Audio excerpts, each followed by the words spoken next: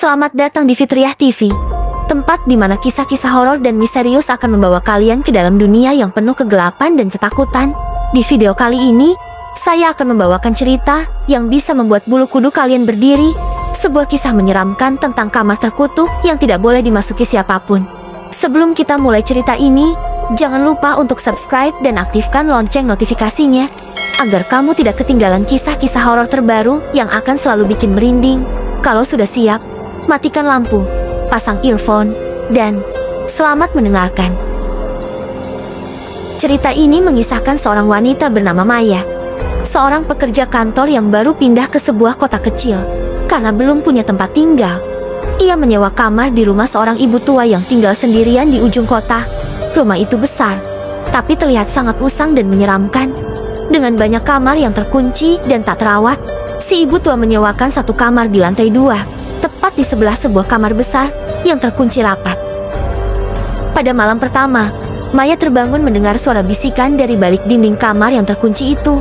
Bisikan itu terdengar samar-samar, namun jelas meminta pertolongan. Rasa penasaran Maya makin besar.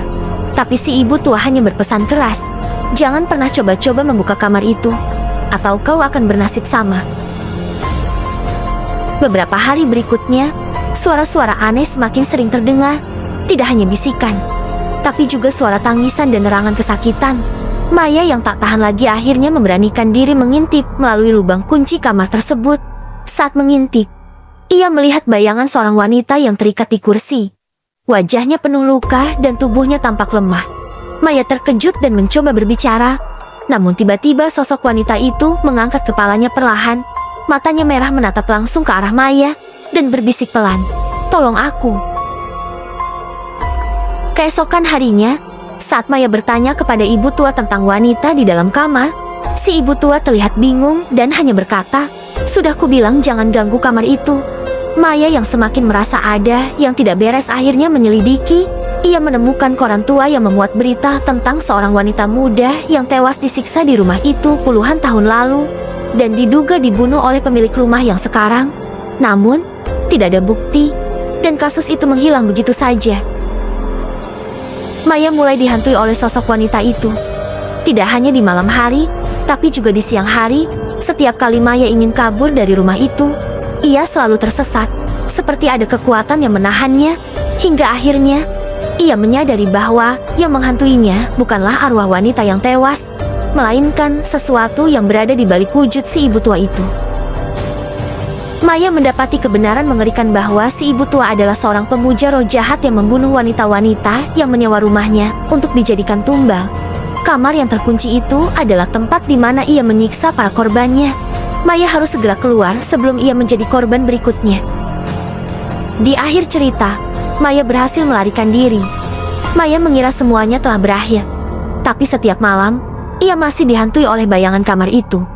Kamar terkutuk yang seolah terus memanggilnya kembali.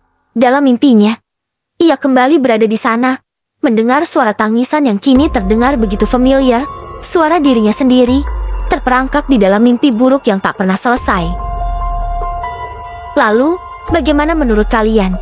Apakah Maya benar-benar berhasil melarikan diri? Atau mungkin saja sebagian jiwanya tertinggal di kamar terkutuk itu selamanya?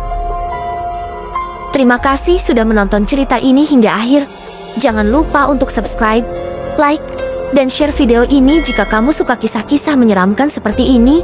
Aktifkan juga lonceng notifikasinya agar kamu tidak melewatkan cerita horor lainnya di Fitriyah TV. Sampai jumpa di cerita berikutnya. Dan ingat, berhati-hatilah jika suatu saat kamu mendengar suara-suara aneh di tengah malam. Selamat malam, dan semoga mimpi indah.